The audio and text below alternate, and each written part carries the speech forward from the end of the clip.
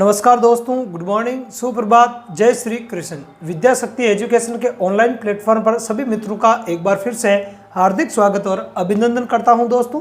ठीक है दोस्तों, आज अपन पढ़ने जा रहे हैं पदार्थ के बारे में। ठीक है, पदार्थ की प्रकृति, पदार्थ के संबंध में और क्या क्या चीज़ें हैं, जैसे विलयन है, मिश्रण है, फिर विलयनों में प्रकार है, कोलाइडी विलयन है, निलंबन है। ठीक है, पदार्थ के जो मिश्रण होता है उन मिश्रणों को पृथक करने की जो विधियाँ होती है ना, भौतिक विधियाँ कौन कौन सी होती है, रासायनिक विधियाँ कौन कौन सी होती है। तो पदार्थ एक नाम छोटा है, लेकिन इसमें बहुत सारी चीज़ें हैं, बहुत सारी विधियाँ हैं, जो कि क्या है कि अक्सर क्या है कि अपन सिलेबस में बात कर रहे हैं तो सिलेबस में वो चीज़ें अलग अलग चैप्टरों में दे रखी होती है। मैं इन सब चीज़ों को पदार्थ वाले पॉइंट में अपन एक साथ कंटिन्यू पढ़ेंगे। ठीक है, विलयन है, कोलाइडी विलयन है, पदार्थों के पृथक्करण की जो विधियाँ हैं, है ना, क्रोमेटोग्राफी है या क्षालन विधि है, निस्यंदन विधि है, थ्रेसिंग विधि है।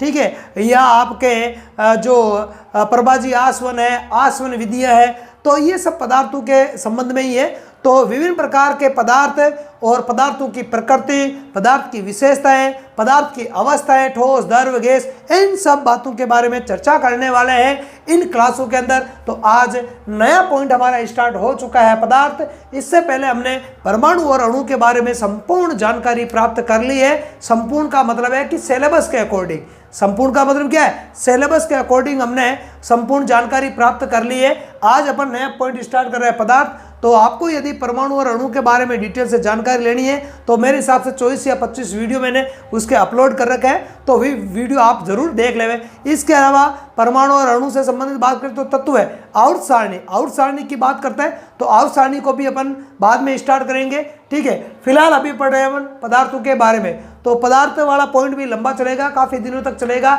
इसके भी 20 के आसपास वीडियो बन जाएंगे। तो पदार्थ क्या होता है इसके बारे में अपन चर्चा करते हैं। तो आइए देखते हैं पदार्थ के बारे में। तो पदार्थ क्या होता है दोस्तों, पदार्थ को अपन किस प्रकार से परिभाषित करते हैं, कोई भी वस्तु, कोई भी है ना, कोई भी, इसको कैसे परिभाषित करेंगे, कोई भी जो स्थान घेरता है। देखो मैं कोई से शुरुआत करता हूं, कोई भी हो, कुछ भी हो, कोई भी जो स्थान घेरता हो, स्थान घेरता हो तथा जिसका द्रव्यमान हो, तथा जिसका द्रव्यमान हो, तथा जिसका द्रव्यमान हो, क्या हो, द्रव्यमान हो, उसे पदार्थ कहते हैं। उसे क्या कहते हैं, उसे पदार्थ कहते हैं दोस्तों। ठीक है, मैटर कहते हैं, पदार्थ कहते हैं। आगे बात समझ में, यह है इसकी परिभाषा। दो शब्दों की यहाँ अपन चर्चा कर रहे हैं। कोई भी, चाहे आप हो, मैं हूँ, टेबल है, कुर्सी है, चाहे कोई भी हो, जो भी कोई स्थान घेरती है या स्थान घेरता है तो वो है पदार्थ की श्रेणी में आता है। हालांकि वो वस्तुएं हो जाती है, जैसे स्थान है, जैसे टेबल है, कुर्सी है ना, पेन है। ठीक है, ये वस्तुओं के नाम है। ये वस्तु जिससे बनी हुई है वो कहलाता है पदार्थ। क्या कहलाता है, पदार्थ। और ये पदार्थ स्थान घेरता है तथा जिसका क्या होता है, द्रव्यमान होता है। क्या होता है, द्रव्यमान होता है। तो उसी को अपन क्या कहते हैं, पदार्थ कहते हैं। तो दो चीजें ध्यान रखनी है, कोई भी, कुछ भी, जो भी हो, जिसका द्रव्यमान हो और जो स्थान घेरता है वो क्या कहलाता है, पदार्थ कहलाता है। क्या कहलाता है, पदार्थ कहलाता है। जैसे एग्जाम्पल की बात करते हैं, एग्जाम्पल्स की बात करते हैं तो अपन जैसे मान लिया कि पुस्तक है, पेन है, टेबल है आदि, जो भी कोई वस्तु है, ये वस्तुओं के नाम है, ये पदार्थ नहीं है। ध्यान रखना, ये वस्तुओं के नाम है। ये किसके नाम है, ये पदार्थ नहीं है, ये वस्तुओं के नाम है। आदि वस्तुएं जिनसे बनी होती है वही पदार्थ होता है। जैसे पुस्तक है, कागज से बनी होती है, या पेन प्लास्टिक का भी हो सकता है ना। इसके अलावा स्टील का भी हो सकता है। तो प्लास्टिक और स्टील क्या हो जाएगा, पदार्थ हो जाएगा। पेन प्लास्टिक से बना हुआ है तो प्लास्टिक है, प्लास्टिक आपके क्या पदार्थ है, पेन पदार्थ नहीं है। पेन तो वस्तु का नाम है, पेन तो क्या वस्तु का नाम है। पर अक्सर अपन लिख देते हैं इनको भी उदाहरणों के अंदर कि पेन है, पुस्तक है, टेबल है, ये सब पदार्थ है। ये सब पदार्थ नहीं है, ये सब वस्तु है, ये पदार्थ से बने। जैसे टेबल, अब भाई टेबल एक वस्तु का नाम है। अब ये टेबल, आपकी टेबल लोहे की बनी हुई है या आपकी टेबल लकड़ी से बनी हुई है या आपकी टेबल प्लास्टिक की बनी हुई है वो पदार्थ है। प्लास्टिक से बनी हुई है प्लास्टिक पदार्थ है, लोहे से बनी हुई है लोहा पदार्थ है, और लकड़ी से बनी हुई है तो लकड़ी पदार्थ है। वस्तु तो वो एक ही ना, टेबल। आई बात समझ में? तो ये जो वस्तु है जिन से बनी होती है वही क्या कहलाता है? पदार्थ कहलाता है। और पदार्थ का क्या होता है? द्रव्यमान होता है और वो स्थान घेरता है। तो जो कोई भी हो स्थान घेरता है जिसका द्रव्यमान होता है वो पदार्थ की श्रेणी में आता है। आगे बात समझ में? अब अपन देखें पदार्थ की क्या विशेषताएं होती है। तो पदार्थों की विशेषताओं की अपन बात करते हैं। पदार्थ की विशेषताएं देखते हैं। देखो पदार्थ की विशेषताएं, तो पदार्थ की क्या क्या विशेषताएं होती है उसके बारे में अपन देखते हैं। ठीक है, तो देखो पदार्थ है वो कणों से मिलकर बना होता है। पदार्थ किन से मिलकर बना होता है? कणों से मिलकर बना होता है। ठीक है, उनको अपन परमाणु भी कह सकते हैं। तो एक विशेषता तो ये हो जाएगी कि पदार्थ कणों से मिलकर बना होता है। पदार्थ किससे मिलकर बना होता है? कणों से मिलकर बना होता है। ठीक है, पदार्थ कणों से मिलकर बना होता है। इन कणों के बीच में क्या होता है? रिक्त स्थान भी होता है। आगे बात समझे? पदार्थ के कणों के बीच में क्या होता है? रिक्त स्थान होता है। तो अगली विशेषता ये हो जाएगी पदार्थ के कणों के मध्य क्या होता है? रिक्त स्थान होते हैं। मध्य रिक्त स्थान होते हैं, रिक्त स्थान होते हैं।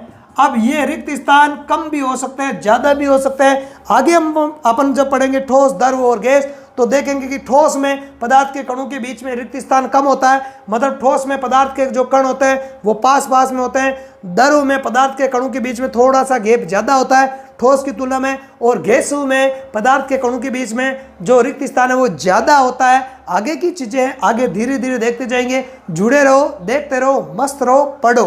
ठीक है, आगे अब अगली विशेषता देखते हैं। पदार्थ के ये जो कण होता है वो सूक्ष्म होता है ना? परमाणु के बारे में पढ़ा, आया याद? अरे आया ना याद? परमाणु पदार्थ किससे बना था? परमाणु से तो बना होता, तो उसी की बात हो रही है ना? तो पदार्थ के कण सूक्ष्म होते हैं। पदार्थ के कण सूक्ष्म होते हैं। कैसे होते हैं? सूक्ष्म होते हैं। एक विशेषता ये हो जाएगी। आगे बात समझ में? पदार्थ के कण एक दूसरे को क्या करता है? आकर्षित करता है। आकर्षित करता है तो एक दूसरे को बांध दे रखता है ये, नहीं तो भाग जाएंगे सारे इधर उधर, है ना? इधर उधर भाग जाएंगे और पदार्थ का अस्तित्व ही नहीं रह पाएगा। फिर तो भाई पदार्थ के कण इधर उधर भाग जाएंगे, अपनी मनमर्जी चलाएंगे। ठीक है, मनमर्जी चलाएंगे तो फिर पदार्थ का अस्तित्व कहाँ से रहेगा? इसलिए एक दूसरे को बांध दे रखते हैं, है ना? सब कहते हैं नहीं भाई जाना कहीं नहीं, अपने को किधर नहीं जाना, बैठ यही रहना है, यही रहना है। मतलब एक दूसरे को आकर्षित करता है, एक दूसरे को क्या करता है? आकर्षित करता है। ठीक है, तभी पदार्थ का अस्तित्व रहता है। तो कहने का मतलब ये है कि पदार्थ के कणों के मध्य क्या होता है? आकर्षण बल पाया जाता है। ठीक है, पदार्थ के कणों के मध्य, पदार्थ है ये ना, ध्यान रखना, पदार्थ के कणों के मध्य आकर्षण पाया जाता है। क्या पाया जाता है? आकर्षण पाया जाता है। आगे बात समझ में? ये होगी एक और विशेषता। आगे विशेषता की बात करें तो पदार्थ के कण गतिशील होते हैं। पदार्थ के कण गतिशील होते हैं। कैसे होते हैं? गतिशील होते हैं। अब आप कहोगे सर ठोस में तो गतिशील नहीं होते हैं। बिल्कुल नहीं होते हैं, गतिशील ठोस में नहीं होता है क्योंकि आकर्षण बल मजबूत होता है। यहाँ अपन पदार्थ की विशेषताएं पढ़ते हैं, वो तीनों प्रकार के जो पदार्थ है ठोस, द्रव और गैस, उनकी सबकी कंबाइंड करके पढ़ा जाता है। विशेषता का मतलब है कि वो एक में अनुपस्थित हो सकती है लेकिन दूसरे में उपस्थित है तो वो उसकी विशेषता मानी जाएगी। प्रारूपिक अपन बोलते हैं जिसको, है ना? तो पदार्थ के कण गतिशील होता है। कैसा होता है? गतिशील होता है। ये गति कम भी हो सकती है ज्यादा भी हो सकती है। जैसे लिक्विड को एक दूसरे से, एक बर्तन से दूसरे बर्तन में डालते तो गति नहीं करेंगे तो कैसे डालेंगे? आई बात सुने? ऐसा ही गैस में, हाँ ठोसों में है गतिशीलता कम होती है। द्रव, गैस और ठोस के बारे में डिटेल से पढ़ेंगे तो सबका अंतर बताऊंगा। अभी तो पॉइंट स्टार्ट हुआ है, आगे देखते जो क्या क्या चीजें पढ़ते हैं और क्या क्या रोचक जानकारी है मैं आपको बताता हूं। तो पदार्थ क्या होता है आपके समझ में आ गया होगा, उदाहरण आपके समझ में आ गए होंगे। पदार्थ की विशेषताएं क्या होती है? ये प्रमुख 5 विशेषताएं हैं पदार्थ की। इसके अलावा आपको कोई विशेषता देखने की जरूरत नहीं है। ठीक है, मोस्टली ये 5 विशेषताएं होती है पदार्थ की। अब अपन बात करें पदार्थ का वर्गीकरण। क्या? पदार्थ का वर्गीकरण। तो पदार्थ को कितने भागों में बांटा गया उसको अपन देखते हैं। तो बात करें पदार्थ की अवस्थाओं की, ठीक है, पदार्थ की अवस्थाएं, तो आप सब जानते हो पदार्थ की 3 अवस्थाएं होती है, ठीक है। इसके बारे में मेरे को वैसे भी बताने की कोई ज़्यादा ज़रूरत नहीं है, ठीक है। तो पदार्थ की कितनी अवस्थाएं होती है? पदार्थ की अवस्थाएं होती है 3। कितनी होती है? 3 भौतिक अवस्थाएं होती है। यहाँ भौतिक अवस्थाओं की बात कर रहे हैं अपन। किसकी बात कर रहे हैं? भौतिक अवस्थाओं की बात कर रहे हैं। तो पदार्थ की भौतिक अवस्थाएं होती है 3, ठीक है। कितनी होती है? 3 अवस्थाएं होती है, जानते भी हो आप। नंबर 1 होती है ठोस अवस्था, सॉलिड, है ना, ठोस अवस्था। दूसरी कौन सी होती है? द्रव अवस्था। कौन सी होती है? द्रव अवस्था। और तीसरी कौन सी होती है? गैसीय अवस्था या गैस अवस्था, ठीक है, गैसीय अवस्था। ये 3 मुख्यतः पदार्थ की भौतिक अवस्थाएं होती है। इसके अलावा 2 अन्य और भी अवस्थाएं हैं, ध्यान रखना है। अन्य 2 अवस्थाएं और कौन कौन सी है उनको भी ध्यान रखना है। अन्य अवस्थाएं हैं जिनके बारे में डिटेल से पढ़ेंगे आगे अपन। अन्य अवस्थाएं आपके, एक तो प्लाज्मा अवस्था का नाम सुना होगा, है, ट्यूबलाइट होती है। और आजकल ये जो बल्ब आ रहे हैं जिसको अपन जनरल भाषा में कहते हैं ना गैस वाले बल्ब, अरे एक तो पहले बल्ब आता था जिसके अंदर वो स्प्रिंग जैसी संरचना लगी रहती थी, है ना, देखिए स्प्रिंग जैसी संरचना, हाँ, वो क्या था? टंगस्टन।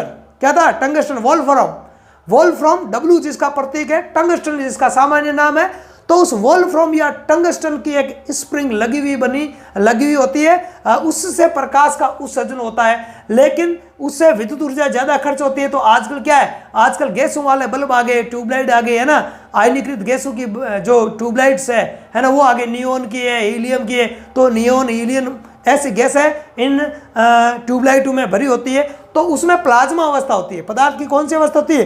प्लाज्मा अवस्था होती है। आगे डिटेल से और बताऊंगा, चिंता मत करो। और दूसरी अवस्था एक और है BEC, बोस आइंस्टाइन कंडेंसेंट अवस्था। कौन सी अवस्था?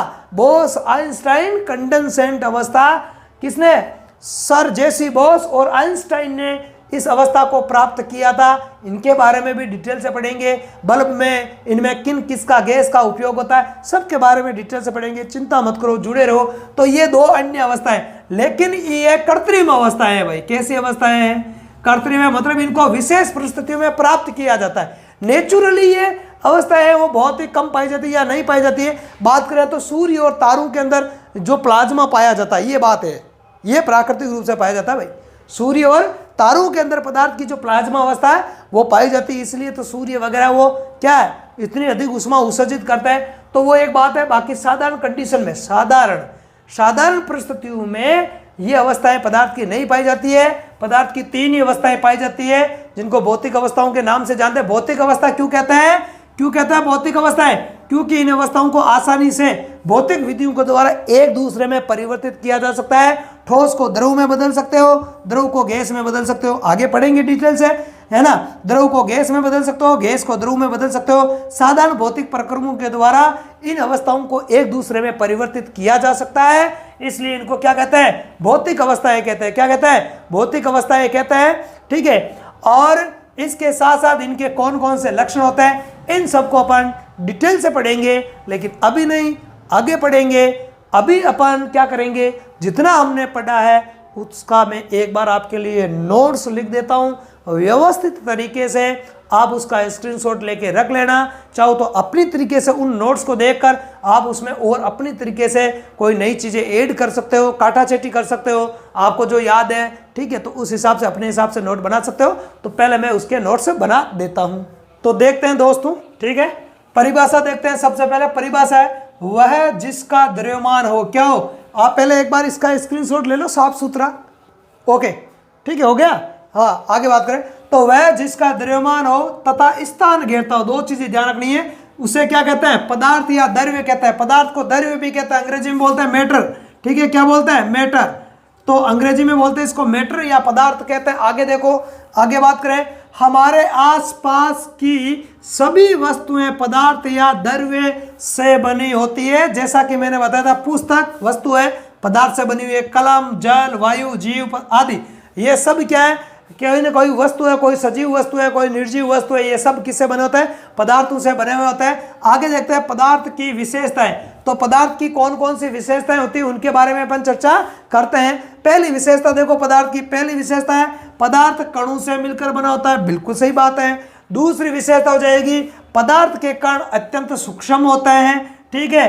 तीसरी विशेषता हो जाएगी पदार्थ के कणों के मध्य क्या पाया जाता है, रिक्त स्थान पाए जाते हैं। चौथी विशेषता हो जाएगी पदार्थ के कण गतिशील होते हैं। पदार्थ के कणों में क्या पाई जाती है, गति पाई जाती है, इसलिए तो द्रव्य को एक दूसरे में डाल सकते हो, गैसें गति करती है, ठीक है। अगली विशेषता है पदार्थ के कण एक दूसरे को आकर्षित करते हैं। तो ये 5 प्रमुख विशेषताएं हो गई, ठीक है। आगे देखते हैं, आगे है पदार्थ की अवस्थाएं। तो पदार्थ की अवस्थाएं कितनी होती है, भौतिक अवस्थाएं 3 भौतिक अवस्थाएं होती हैं।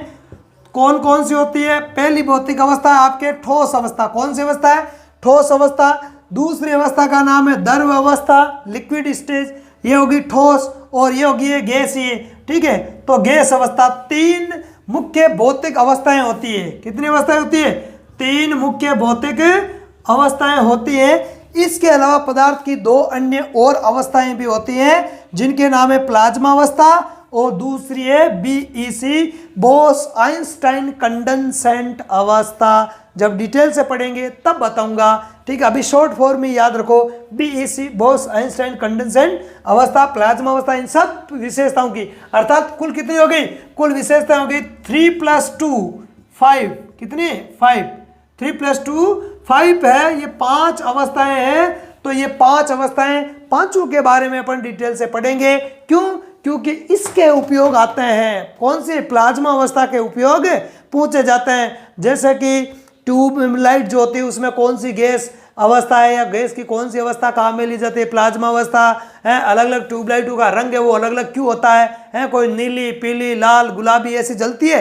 तो इन सब के कारण अपन देखेंगे वो प्लाज्मा पर डिपेंड करता है, ठीक है। तो इस क्लास में अपन इतना ही पढ़ेंगे। यदि ये क्लास आपको अच्छी लगी है तो क्लास को अपने दोस्तों में ज़्यादा से ज़्यादा शेयर करो, चैनल पर नए हो तो सब्सक्राइब करो, लाइक करो, ठीक है, और बेल वाले आइकन को प्रेस करो ताकि जैसे ही कोई वीडियो अपलोड करूं उसका नोटिफिकेशन तुरंत आपके पास में 1 सेकंड के भी 10वें हिस्से में पहुंच जाए। ऐसा नोटिफिकेशन आएगा आपके पास में फटाफट से, ठीक है। तो इस क्लास में अपन इतना ही पढ़ेंगे, ठीक है। यूट्यूब चैनल के अलावा टेलीग्राम चैनल है उस पर भी आप जुड़ सकते हो, उसका लिंक आपको अबाउट सेक्शन में दिया हुआ है, ठीक है। तो इस वीडियो में इतना ही, धन्यवाद, जय हिंद।